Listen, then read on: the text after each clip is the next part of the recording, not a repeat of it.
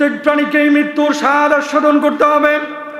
ও কলিজার টুকরা ভাইরা আমার, যারা এখানে বসেছেন, আল্লাহ রাব্বুল আলামিন আপনাদেরকে এখন হায়াত দান করেছেন। আজকে রাত্রিবেলায় যে মানুষটা মারা যাবে, এই মানুষটাও আপনার মতো অনেক দেরিতে ভাবতো, এই মানুষটাও কিন্তু ভাবতো আমার এখনো হায়াত বাকি আছে, দুনিয়া থেকে আমার এখনো বিদায় নেওয়ার সময় হয় নাই। হয়তো 50 বছর বাঁচবো, হয়তো 60 বছর বাঁচবো, 70 বছর বাঁচবো, কিন্তু হঠাৎ একদিন মালাকুল মাউত এসে দুনিয়ার সব সম্পর্ক ছিন্ন ভিন্ন করে কবরে নিয়ে চলে গেছে। কথা বলেন ঠিক কিনা? ও ভাইরা আমার, এই দুনিয়ার জিন্দেগিতে আল্লাহ রব্বুল আলামিন আপনাকে পাঠিয়েছেন, এমনি এমনি পাঠান নাই। আল্লাহ কেন পাঠিয়েছেন দেখেন, আল্লাযী খালাকাল মাউতা ওয়াল হায়াতা লিয়াবলুয়াকুম আইয়ুকুম আহসানু আমালা। কাজে কে উত্তম, এটা দেখার জন্য আল্লাহ আপনারা পাঠিয়েছেন। আজকে যে কথাগুলো বলবো কলিজার মধ্যে লিখে নিয়ে যাবেন। দুনিয়া তো আল্লাহ কম দেখাইলো না। যে জায়গাটা আপনি স্বপ্ন দেখছেন, যে জায়গাটা আপনার স্বপ্নের জায়গা, আপনি যে জায়গাটায় পৌঁছাতে চাচ্ছেন, আল্লাহ সুবহানাহু ওয়া তাআলা সেই জায়গাটাই পৌঁছিয়েছেন। এরপর আল্লাহ তাআলা আবার রিটার্ন করিয়েছেন। টাকা পয়সা, প্রভাব প্রতিপত্তি, শান্তি, সুখ, সব কিছু আল্লাহ রাব্বুল আলামিন দিয়েছেন। কিন্তু আমি দেখেছি দিন ছাড়া, ইসলাম ছাড়া, আল্লাহ ছাড়া, মসজিদ ছাড়া, নামাজের আজানের শব্দ ছাড়া পৃথিবীর বুকে কোনো সুখী পূর্ণ সুখ হতে পারে না। এই যে ইয়াংস্টার যারা বসে আছেন, যুবক এখানে, ওনাদেরকে যদি বলা হয় যে সুখের সংজ্ঞা কি, তারা বলবে হুজুর সুখের সংজ্ঞা হচ্ছে 2-4 কোটি টাকা থাকলে আর কিচ্ছু লাগে না, সুন্দরী একটা বিয়ে করব, বাচ্চা কাচ্চা 3-4টা নিয়ে নিব, বউ নিয়ে কক্সবাজার ঘুরবো, বউ নিয়ে ওখানে যাব সেখানে যাব। আর যদি বলা হয় সুইজারল্যান্ডের ভিসা ফ্রি, তো দুনিয়া কি জান্নাত বানায় ফেলবে। কথা বলেন না কেন? ঠিক আছে, সুখটা কোথায়? এখানে আপনারা যারা আছেন, গত 1-1.5 বছরে পাসপোর্টে ইউরোপের ভিসাও আসছে, ইংল্যান্ডের আসছে, মিশরের আসছে, সৌদি আরব আসছে। এখন কতগুলো দেশ যে সফর হয়েছে আমি ভুলে গেছি, মাথায়ও নাই। এয়ারপোর্টগুলো তো আলহামদুলিল্লাহ সাভার বাস স্ট্যান্ডের মতো ইউজ হয়ে গেছে, মুখস্থ হয়ে গেছে। বলার উদ্দেশ্য, আপনারা প্রত্যেকেই ধোকার মধ্যে আছেন, প্রত্যেকেই ধোকার মধ্যে আছেন। কেন? প্রত্যেকটা মানুষের টার্গেট যে আমার ছেলেটা যদি বুয়েটে পড়ে, মেয়েটা যদি বিশ্ববিদ্যালয়ে পড়ে, তাহলেই হয়তো বা সফল। ছেলেটা যদি পুলিশের একটা চাকরি পেয়ে যায়, মেয়েটা যদি একটা সরকারি চাকরি পেয়ে যায়, তাহলেই হয়তো বা সফল। যে আপনাকে বলছি, আপনাকে, আপনার মতে এমন স্বপ্ন দেখা হাজার হাজার মানুষ দেখলাম, যাদের ছেলে মেয়েরা অক্সফোর্ডে পড়ে, যাদের ছেলে মেয়েরা ক্যামব্রিজে পড়ে, যাদের ছেলে মেয়েদেরকে আমি নিজে দেখেছি, একসাথে বসেছি, একসাথে খেয়েছি, কিন্তু বাপ মার কোনো খোঁজ খবর রাখে না। এটাকে সুখ বলে না, এটা ধোঁকাবাজি, ধোঁকাবাজি, ধোঁকাবাজি। কথা বলেন ঠিক কেন? অক্সফোর্ডের উপরে কোনো বিশ্ববিদ্যালয় আছে? বুঝেন নাই মনে হয় কথা। অক্সফোর্ডে কারা পড়ে? পৃথিবীর ক্রিম গুলো পড়ে, পৃথিবীর, নট বাংলাদেশ। গোটা পৃথিবীর সেরা স্টুডেন্ট গুলো পড়ে কোথায়? এবং সেই অক্সফোর্ডে এমন স্টুডেন্টও পেয়েছি, আল্লাহকে চিনে গিয়েছে, এই বড় দাড়ি, জুব্বা টুপি, দেখে মনে হবে যে মাদ্রাসার হুজুর, মনে হয় ধান টান কালেকশন করতে এসে গ্রাম থেকে, অথচ অক্সফোর্ডে গ্রাজুয়েশন করা। সারা রাত দাঁড়িয়ে দাঁড়িয়ে ইস্ট লন্ডন মসজিদে কিয়ামুল লাইল করেছে। তার মানে কি বোঝা যায়? দিনের মধ্যেই সুখ, ইসলামের মধ্যেই সুখ, আল্লাহওয়ালাদের মধ্যেই সুখ, কোরআনের মধ্যে সুখ। দিনহীন মানুষ কখনো সুখী হতে পারে না, পারে না, পারে না। ঠিক কিনা? এখন যখন আপনার ভিতরে দিন চলে আসবে, মৃত্যুটা সহজ হবে। মৃত্যুটা 2.2 বিলিয়ন পাউন্ড এবছর ব্রিটেনের মানুষ যাকাত দিয়েছে। 1 পাউন্ড সমান কত জানেন? 165 টাকা। কত টাকা? 1 পাউন্ড মানে হচ্ছে 165 টাকা। 2.2 বিলিয়ন মানুষ, ব্রিটেনের মানুষ গোটা পৃথিবীকে যাকাত দিয়েছে। সে দেশে যাকাত খাওয়ার মতো কোনো মানুষ নাই, বুঝেন? কিন্তু আপনি চেহারার দিকে যদি তাকান, আপনি যদি তার অবয়বের দিকে তাকান, শরীরের দিকে তাকান, কোথায় যেন শূন্যতা, কোথায় যেন হাহাকার, কোথায় যেন অস্থিরতা। কোথায় যেন অশান্তি। 10% মানুষ সুখে আছে, 90% মানুষের ভিতরে একটা অস্থিরতা, অশান্তি অনেকের মধ্যে কাজ মানে এরকম দেখা যায়। তো তারাই অশান্তিতে যাদের নামাজ নাই, দিন নাই, ইসলাম নাই, হালাল হারাম তাওয়াক্কা নাই। আর তারাই সুখী যাদের মধ্যে দিন আছে, ইসলাম আছে, হালাল হারাম আছে। আল্লাহু আকবার বলেন। তা আপনি আপনার ছেলেকে অক্সফোর্ডে পড়াবেন, হার্ভার্ডে পড়াবেন, ক্যামব্রিজে পড়াবেন, অথবা বুয়েটে পড়াবেন, এরপরে কি? এরপরে কি? শেষ। এখন এই ছেলে যদি আপনার খবর না রাখে, এই ছেলেটা যদি আপনি মারা যাওয়ার পরে দোয়া না করে, এই ছেলেটা আপনার রূহটা কবজ হচ্ছে সেই সময় যদি একটু কালিমাটা না পড়ে, এই ছেলেটা এসে যদি আপনাকে একটু সহানুভূতি না দেখায়, আমি মনে করি আপনি যত বড় পয়সাওয়ালা হন না কেন, আপনি ব্যর্থ বাবা, ব্যর্থ বাবা। কথা বলেন ঠিক কিনা? এই হুজুরকে ছোট হুজুর, খাটো হুজুর, মোটা হুজুর, চিকন হুজুর, ফর্সা হুজুর, কালো হুজুর এভাবে বিবেচনা না করে শুধু চিন্তা করেন যে মানুষটা কোত্থেকে এসেছে। এটা একটু মাথায় থিঙ্কিং করেন, এটা একটু থিঙ্কিং করবেন। কেন বলতেছি? প্রত্যেকটা মানুষ যারা এখন সুখী মানুষ হিসাবে আপনারা চিনেন, এই মানুষগুলো অসুখী। 10% মানুষ সুখী। তাহলে যারা উন্নত বিশ্বে আছে তাদের মধ্যে যদি এই অবস্থা হয়, তাহলে আপনি যেখানে আছেন, আল গিনা গিনান নাফস, সুখটা আসলে নিজের কাছে। আল্লাহ আপনাকে যে জিনিস দিয়েছে একবার থিঙ্কিং করেন, চিন্তা করেন, আল্লাহ তুমি যা দিয়েছো আমি এর উপযুক্ত ছিলাম না, আমাকে এর চাইতে তুমি বেশি দিয়েছো, বেশি দিয়েছো। সুবহানাল্লাহ বলেন। প্রিয় ভাইরা আমার, এবার আসুন যে কথা বলছিলাম, দুনিয়ার জিন্দগি থেকে আপনাকে আমাকে একদিন চলে যেতে হবে। মৃত্যুর স্বাদ আমাদেরকে আস্বাদন করতেই হবে, আস্বাদন করতে হবে। সকাল বেলায় মৃত্যু আসবে নাকি সন্ধ্যা বেলায়, গোধূলি বেলায় আসবে নাকি কখন আসবে আমরা কেউ জানি না। আল্লাহ রাব্বুল আলামিন বলছেন, ওয়াজাআত সাকারাতুল মাউতি বিল হাক্কি যালিকা মা কুনতা মিনহু তাহিদ। সুবহানাল্লাহ বলেন। মৃত্যুর যন্ত্রণা অবশ্যই আসবে, এটাই সেই জিনিস যেটা থেকে তুমি পালাতে চাইতা। আমার বাপ পালাইতে চেয়েছে, আমার দাদা পালাইতে চেয়েছে, আমার দাদি পালাইতে চেয়েছে, আপনাদের মুরব্বীরাও পালাতে চেয়েছে। প্রত্যেকটা মানুষ মৃত্যু থেকে পালাইতে চায়, কিন্তু আল্লাহ রাব্বুল আলামিন মালাকুল মাউতের মাধ্যমে তাকে ঝাপটায় ধরে দুনিয়া থেকে বিদায় করে দেন। কথা বলেন ঠিক কিনা?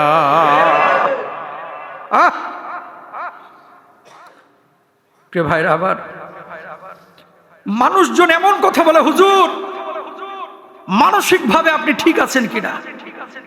উন্নত দেশ থেকে আপনি চলে যাচ্ছেন, মানসিকভাবে আপনি ঠিক আছেন কিনা? মানে মানুষ কতটা দুনিয়ামুখী আপনি কল্পনা করতে পারেন? মানুষ কতটা দুনিয়ামুখী, মানসিকভাবে আপনি ঠিক আছেন কিনা? তার মানে কি? তার কাছে সুখটা হচ্ছে ইউরোপে, সুখটা হচ্ছে আমেরিকায়। ইউরোপ আমেরিকায় মূল সমস্যা হচ্ছে ছেলে মেয়েরা বড় হয়ে যাওয়ার পরে যার যার মতো ব্যস্ত হয়ে যায়। বছরে একবার দুইবার খবর নিতে আসে, ফোন দেয়ও না। আপনি বাইরে থেকে এসে হার্ড ওয়ার্ক করেছেন, বাড়িতে এসে দরজা খুলে ছেলেটার মুখের দিকে তাকাইলেন, কলিজাটা ঠান্ডা হয়ে গেল, সমস্ত ক্লান্তি দূর হয়ে গেল। কথা বলেন ঠিক কিনা? এগুলো তো সুখ। ও পটল কিনতাম 5 পিস, বেগুন কিনতাম 1 পিস। কেন?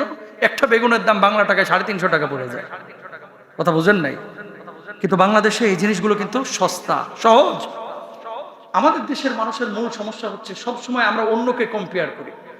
ধরেন এই এলাকায় সবচেয়ে ধনী মানুষটা, আপনি সবসময় ওর দিকে তাকান, ইস ওনার মতো যদি আমার টাকাটা থাকতো, ইস ওনার মতো যদি আমার পয়সা থাকতো। কিন্তু একটাবার নিচের মানুষটার দিকে তাকান না, হাই হাই হাই, আল্লাহ তো আমাকে ওই জায়গাটায় রাখতে পারতেন। কথা বলেন ঠিক কিনা? এই জন্য নবীজি বলেছেন, আল গিনা গিনান নাফস, ধনী তো সেই যে মানসিকভাবে, আত্মিকভাবে যে মানুষটা ধনী। আত্মিকভাবে ধনী হওয়ার চেষ্টা করতে হবে। কয়দিনের জিন্দেগি ভাই, কয়দিনের জিন্দেগি? আজকে দেখেন যে মানুষটা গত রাতে মারা গিয়েছে, এখন কিন্তু তার দাফন হয়ে গেছে। আপনি জানেন না আপনার মৃত্যুটা কখন আসবে, সকালবেলা না দুপুরবেলা, রাত্রিবেলায় নাকি সন্ধ্যাবেলায়। তার আগে আপনি কিছু খেয়েছেন নাকি খান নাই? আরে আপনি যেদিন মারা যাবেন সেদিন হয়তো আপনার বাড়ির চুলাটায় আগুন জ্বলবে। আপনি যেদিন মারা যাবেন সেদিন হয়তো বা সকালবেলায় পরবর্তী দিন আপনার আত্মীয় স্বজন মাঠে গিয়ে ঘাটে গিয়ে কাজ করবে। আপনি যেদিন মারা যাবেন তার কয়েকদিন পরে আপনার স্ত্রীও কিন্তু স্বাভাবিক খানা দানা খাবে। আপনি যেদিন মারা যাবেন আপনার সন্তানটাও কিন্তু এক সপ্তাহ পরে স্কুলে যাওয়া শুরু করবে। আপনি মারা যাবেন, আপনার আশপাশের মানুষগুলো প্রথম 2-3 দিন আপনার জন্য হা হুতাশ করবে, এরপরে কিন্তু মানুষগুলো আপনাকে ভুলে যাবে। ও কলিজার টুকরা ভাইরা আমার, মৃত্যু নিয়ে আমরা কেন আমরা উদাসীন, কেন আমরা গাফেল? চোখটা তো প্রতি রাত্রেই বন্ধ করেন, প্রত্যেকটা রাত্রেই তো চোখটাকে বন্ধ করেন। আপনি কি চিন্তা করেন না, আরে কত মানুষ চোখটাকে বন্ধ করলো আর চোখটাকে খুলতে পারলো না? আরে আপনি কি চিন্তা করেন না, কত মানুষ রাত্রিবেলায় ঘুম থেকে উঠে এই ঘুমটা তার শেষ ঘুম হয়ে গেল? আপনি কি চিন্তা করেন না, আপনার বাবাটা ঈদের সময় আপনার সাথে একসাথে নামাজ পড়েছে, আজকে সেই বাবাটা গোরস্থানে শুয়ে আছে? আপনি চিন্তা করেন না যে মানুষগুলো আপনার সাথে দিন রাত একসাথে কাটিয়েছে, সে মানুষগুলো আজকে আপনি মারা যাওয়ার পরে কিছুক্ষণ পরে 2 দিন 4 দিন 5 দিন পরে ভুলে যাবে? একটা বারকে আপনি কল্পনা করেন না? আপনি কি চিন্তা করেন না? একটু চিন্তা করেন। দুনিয়া বড় কঠিন, গোটা দুনিয়ার সিস্টেমটাই, নিজামটাই হচ্ছে ধোঁকাবাজির নিজাম। এবং দুনিয়া, এজন্য আল্লাহ তাআলা বলেছেন ওমাল হায়াতুদ দুনিয়া ইল্লা মাতাউল গুরুর, যে পার্থিব জীবনটা হচ্ছে একটা ধোঁকার জীবন। আল্লাহু আকবার বলেন। তাহলে কি করতে হবে সুন্দর মৃত্যুর জন্য, ভালো মৃত্যুর জন্য? আমাদের করণীয় কি? প্রিয় ভাইরা আমার, ভালো মৃত্যুর জন্য সাহাবী রিদওয়ানুল্লাহি আনহুম আজমাইন যেভাবে প্রস্তুত নিয়েছেন, সব সময় মৃত্যুকে স্মরণ করতে হবে। সাহাবীরা এভাবে শিখেছেন। আল্লাহর হাবিব সাল্লাল্লাহু আলাইহি ওয়াসাল্লাম বলছেন আকসিরু যিকরা হাদিমিল লাজ্জাত। আল্লাহর হাবিব বলছেন তোমরা বেশি বেশি মৃত্যুকে স্মরণ করো। আমার নবীজির জীবনে কোনো গুনাহ ছিল না। ওয়াল্লাহি লা আস্তাগফিরুল্লাহ ওয়া আতুবু ইলাইহি আকতার মিন 70 মাররাত। আবার নবীর জীবনে কোনো গুনাহ নাই, নবীজি জীবনে কোনো গুনাহ করেন নাই। আমার নবী নিষ্পাপ ছিলেন, আমার নবীর জীবনে কোনো গুনাহ ছিল না, কিন্তু আমার নবী প্রতিদিন 70 বারের বেশি তওবা করেছে। আপনি আমার জীবন, আপনার আমার জীবনে শত শত হাজার হাজার গুনাহ আছে, কিন্তু আপনি আমি দিনে একবারও তওবা করার সুযোগ অনেকেই পায় না। কথা বলেন ঠিক কিনা? আল্লাহর হাবিব সাল্লাল্লাহু আলাইহি ওয়াসাল্লাম বললেন এজন্য আকসিরু যিকরু হাদিমুল লাজ্জাত, বেশি বেশি মৃত্যুকে স্মরণ করো, কারণ দুনিয়ার সব আস্বাদন, সব স্বাদ কিন্তু মৃত্যু ধ্বংস করে দেবে। আল্লাহর হাবিব সাল্লাল্লাহু আলাইহি ওয়াসাল্লাম 1 নম্বরে বললেন, 2 নম্বরে বললেন দুনিয়ার প্রতি আসক্তি কমাও। কুন ফিদ দুনিয়া কাআন্নাকা গরীবুন আও আবিরু সাবিলিন। বলুন আল্লাহু আকবার। নবীজি বললেন ও দুনিয়ার মানুষ, শোনো, দুনিয়ার জিন্দেগিতে এমন ভাবে তুমি থাকো যেন তুমি একজন পথিক, যেন একজন মুসাফির, অথবা একজন অপরিচিত ব্যক্তি। ও কলিজার টুকরা ভাইয়ের আমার, খেয়াল করেন এই দুনিয়ার জিন্দেগিতে যত চাকচিক্য, যত মায়া, যত ভালোবাসা, সব কিছু একদিন শেষ হয়ে যাবে যখন মালাকুল মাউত এসে রূহটাকে কবজ করবে। কথা বলেন ঠিক কিনা? এবার দুনিয়ার প্রতি আসক্তি কমাবেন কেমনে, কিভাবে কমাবেন? শুনেন, পাপের সুযোগ না পাওয়া আর পাপের পরিবেশে থেকে পাপ না করা, দুইটা কিন্তু দুই জিনিস। বুঝেন নাই মনে হয় ব্যাপারটা। আপনি পীর সাহেবের ছেলে, আপনি সুদ খাইবেন কেমনে? আপনি হুজুরের ছেলে, আপনি ঘুষ খাবেন কিভাবে? কিন্তু আপনি ভূমি অফিসে জব করেন, আপনি জনপ্রশাসন মন্ত্রণালয়ে কাজ করেন, সেখানে সুদের সময় মানে সুযোগ আছে, ঘুষের সুযোগ আছে, আপনি ঘুষ খাইলেন না, আসলে আপনি আল্লাহওয়ালা। কথা বলে না, আসলে আপনি কি? সুযোগ আছে সুদ খাওয়ার, সুযোগ আছে ঘুষ খাওয়ার, কিন্তু আপনি খাইলেন না। আর আপনার সুযোগই নাই, কইতেছে আমি সুদ টুদ কিছু খাই না, পাঁচ না দেয়া খাস না। কথা বলেন না কেন? হুজুর মদটা আমি কিচ্ছু খাই না, পাওনা দেখে খাও না। আমি নিজে দেখেছি বিমানে, চেহারা শুরুতে কয় হুজুর নামাজ কালাম কিন্তু আমি একটাও ছাড়ি না, পাশের সিটে বসা পেছনে। পরে দেখি ইংলিশে বলতেছে, ওই যে কি একটা নাম বললো, মদের নাম, আমি ওই নামটা জানি না, এরকম বললো যে ডু ইউ হ্যাভ ওই মদ। এখন ওই মদটার নাম আমি জানি না, তো আমি চিন্তা করলাম এই লোকটা একটু আগে বললো যে নামাজ কালাম পড়ি, তো আবার মদ খুঁজে কেন? তো কিছু মানুষ ইউরোপ আমেরিকায় আমি পেয়েছি যারা মদটা সব খায়, কিন্তু খালি রেস্টুরেন্টে গিয়ে হালাল গোশ খুঁজে। বোঝেন নাই কথা? মানে মদ খায়, বেনিফিট খায়, সরকারকে মিছে কথা কয়ে টাকা পয়সা নেয়, সব করে। কিন্তু রেস্টুরেন্টে যখন যাই, ডু ইউ হ্যাভ হালাল মিট? আছে তোমার কাছে হালাল গোশত? মানে চিকেনটাকে হালাল, গরুটাকে হালাল, বিফটাকে হালাল, মিটটাকে হালাল, ফিশটাকে হালাল, এগুলো হালাল খোঁজে। তো হারাম কর তুই যে মদ খাস কে? কথা বলেন না, আছে না নাই? এই জামানাতেও কিছু লোক আছে সুদও খায়, ঘুষও খায়, মেয়েদের সাথে মেলামেশাও করে, উল্টাপাল্টা কাজ কাম সবই করে, সব করে। খালি মুরগির দোকানে গিয়ে কয় বিসমিল্লাহ কইছস নি? কথা কয় না। মুরগির দোকানে যে কি বলে বিসমিল্লাহ কইছস নি? তাহলে দেখেন মানুষের আসলে এটা আকলের একটা প্রবলেম। দুনিয়ার আসক্তি মানুষকে এমন ভাবে পেয়ে বসেছে। শুধু এখানে না, ইউরোপ ছাড়ার আমার আরেকটা কারণ আছে। কারণটা হচ্ছে হয়তোবা আমি ঠিক থাকবো, আমার পরবর্তী জেনারেশনটা, সেকেন্ড থার্ড জেনারেশন হয়তোবা তারা দিনের উপরে নাও থাকতে পারে। কি জবাব দেবো আল্লাহর কাছে? এখন যারা জেনারেশন ঠিক রাখতে পারে তাদের কথা আমি বলবো না, তারা তো ভালোই আছে। দুনিয়ার আসক্তি শুনেন, আশুলিয়া থেকেও জাহান্নামে যাবেন, জান্নাতে যাবেন। ও লন্ডন থেকেও জান্নাতে যাবে, জাহান্নামে যাবে। কথা বলেন ঠিক কেন? দুনিয়াটা আল্লাহ তাআলা এই জন্য পরীক্ষার স্থান বানিয়েছেন। কিসের স্থান? এবার আপনি বলতে পারেন হুজুর, আল্লাহ রাব্বুল আলামিন আমারে বানাইলেন, আল্লাহ জীবন দিলেন, মৃত্যু দিলেন, আল্লাহই তো আমার জীবন আর মৃত্যুর মালিক। সে আল্লাহ যে আবার মৃত্যুর সময় আল্লাহর নবী বিশ্ব নবী রাহমাতুল লিল আলামিনকে কষ্ট দিলেন। এর কারণটা কি ছিল কষ্টটা দেওয়ার? অনেক মানুষ দেখবেন মৃত্যুর সময় বড় কষ্ট পায়, অসুস্থ হয়ে যায়। 7 দিন 8 দিন 15 দিন 20 দিন 1 মাস 2 মাস 7 মাস 5 মাস 1 মাস 1 বছর 2 বছর পর্যন্ত বিছানায় পড়ে থাকে। এদের কি কোনো যাজা নাই? আল্লাহর নবী সে কথা বলেছেন, মানুষ যখন মৃত্যুর যন্ত্রণা, এটা আমাদেরকে ভোগ করতে হবে। মৃত্যুর স্বাদ আমাদেরকে আস্বাদন করতেই হবে ভাই। কেউ কোনো আওয়াজ করবেন না, চুপ করে বসে কথাগুলো, দামি কথাগুলো মনোযোগ দিয়ে শুনবেন। এখানে যারা আছেন কারো পয়সা বেশি, কারো পয়সা কম, কেউ আপনারা আছেন এই এলাকায় থাকেন, কেউ থাকেন বাইরে। মৌত যেদিন চলে আসবে, সকাল না বিকাল, সন্ধ্যায় না গোধূলিতে, গরমকালে নাকি শীতকালে, এটা কিন্তু আমরা কেউ জানি। এই জন্য আল্লাহ রাব্বুল আলামিন বলছেন কুল্লু নাফসিন যায়িকাতুল মাউত।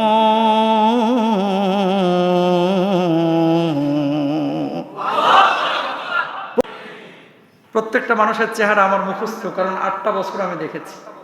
এবং আপনাদের কাউকে আমি বাবার মতো মনে করি, কাউকে আমার ছেলের মতো মনে করি, কাউকে আমার চাচার মতো মনে করি। এখন এটা কেন মনে করি এটার সংজ্ঞা আমার জানা নাই। কেন মনে করি এটার সংজ্ঞা? কারণ এগুলো আবেগ, অনুভূতি, ভালোবাসা, মায়ার টান একমাত্র আল্লাহর জন্য। সুবহানাল্লাহ বলেন। আলহামদুলিল্লাহ আলহামদুলিল্লাহ ওয়া কাফা ওয়া সালামুন আলা ইবাদিহিল্লাযীনা ইসতাফা খুসুসান আলা সাইয়্যিদির রাসূলি ওয়া খাতামিল আম্বিয়া وعلى آله الأتقياء وعلى أصحابه الأصفياء ونشهد أن لا إله إلا الله وحده لا شريك له ونشهد أن محمدًا عبده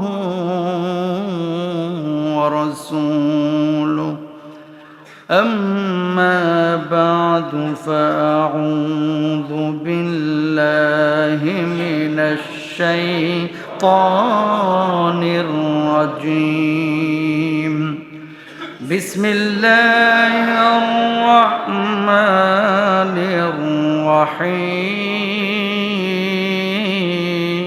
الرحيم كل نفس ذائقة الموت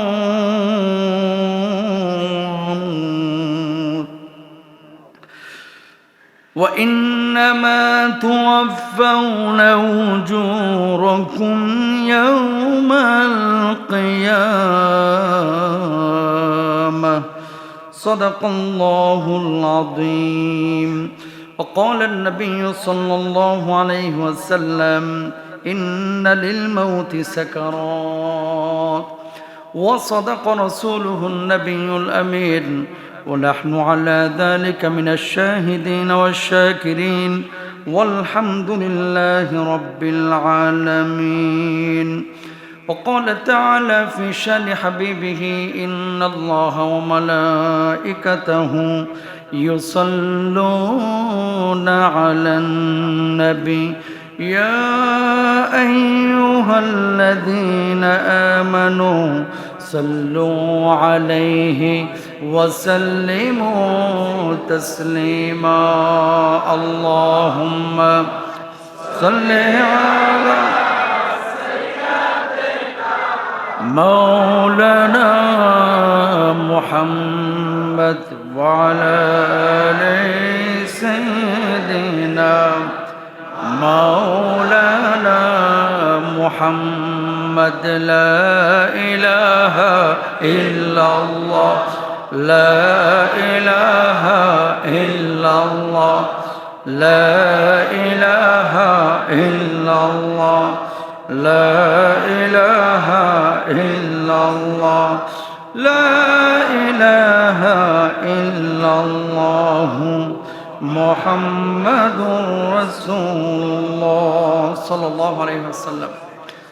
মুআজ্জাজ মুকাররম সম্মানিত মুসল্লিয়ান ইকরাম, আল্লাহ সুবহানাহু ওয়া তাআলা অত্যন্ত দয়া করে মায়া করে আপনাকে আমাকে জুমার সালাত আদায়ের নিমিত্তে আল্লাহর ঘরে একত্রিত করেছেন, আল্লাহর ঘরে আসার বসার তৌফিক দান করেছেন। কালিমাতুশ শুকর আদায় করে হৃদয় মন জবানকে উজাড় করে সমস্বরে সবাই বলি আলহামদুলিল্লাহ। ربنا لك الحمد حمدا كثيرا طيبا مباركا فيه.